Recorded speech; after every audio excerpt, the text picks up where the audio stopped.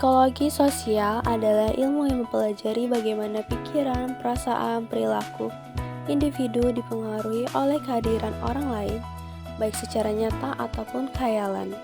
Bidang ini juga meneliti bagaimana individu berinteraksi, mempengaruhi satu sama yang lain, dan bagaimana konteks sosial, budaya, serta lingkungan hidup yang membentuk pengalaman dan tingkah laku manusia. Baik, di sini saya akan menjelaskan secara singkat mengenai perkembangan psikologi sosial.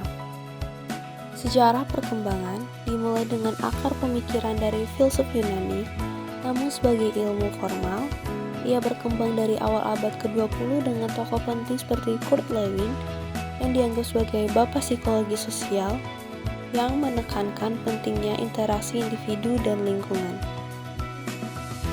Dan pada Perang Dunia Kedua, psikologi sosial juga berkembang dikarenakan kebutuhan praktis untuk memahami propaganda, prasangka, dan konflik antar kelompok.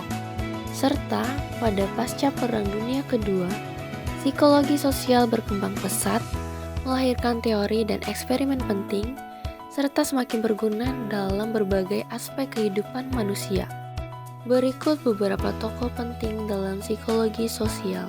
Yang pertama ada Kurt Lewin, 1890-1947, adalah psikolog Jerman Amerika dari Universitas Berlin, Universitas Munich, yang berjasa besar membentuk dasar psikologi sosial modern, terutama tentang dinamika kelompok dan perubahan perilaku. Dan yang kedua ada Georg Herbert Mead, 1863-1931, adalah seorang filsuf dan psikolog sosial dari Amerika Serikat, dan ia juga yang mengembangkan konsep self dan identitas diri. Dan yang ketiga ada Musa Berseri, 1902-1988, adalah salah satu tokoh besar psikologi sosial abad ke-20 yang meneliti bagaimana norma terbentuk dan mengapa konflik sosial terjadi, serta menawarkan solusi lewat kerjasama untuk tujuan bersama.